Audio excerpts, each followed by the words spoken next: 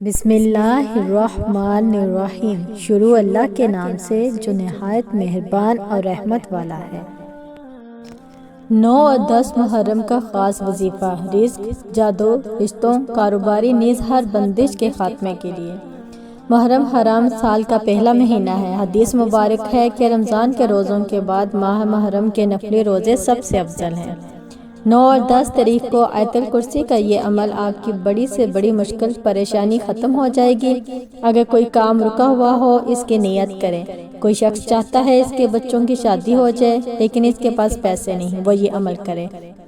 کسی کے رزق میں تنگی ہے، بندش ہے، بزنس اچھا نہیں چل رہا، قرضوں سے نجات، کسی جھوٹے مقدمے میں پھنسے ہیں، آپ کا مد مقابلہ طاقتور ہے، بیماری سے نجات چاہتے ہیں، آپ تندرستی والی زندگی گزارنا چاہتے ہیں، نیز کوئی بھی آپ کی دلی مراد ہے اس کو پورا کرنا چاہتے ہیں، اس عمل کو ضرور کریں۔ 9 محرم کو نماز عصر کے بعد نماز عصر کی سنت اور فرضوں کے درمیان اپنے لیے، امت محمد کے لیے دعا کریں۔ یہ دعا کی قبولیت کا وقت ہے۔ فرض نماز کے بعد درود پاک نماز والا 21 مرتبہ، آیت الکرسی 129، 41 یا 313 بار پڑھنا ہے۔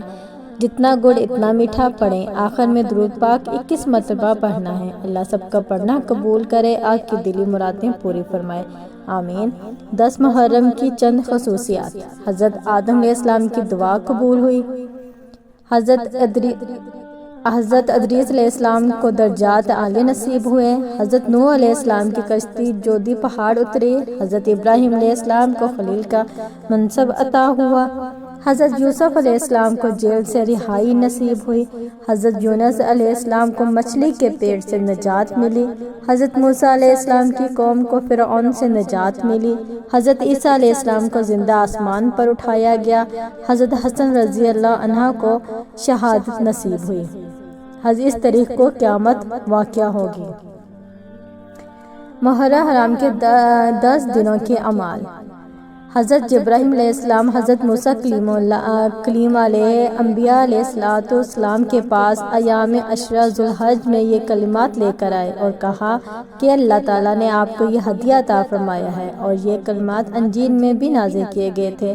ان 10 دنوں میں بکثرت پڑھنے چاہیے، ان کی بہت فضیلت ہے۔ روزانہ کم از کم 3 بار پڑھیں۔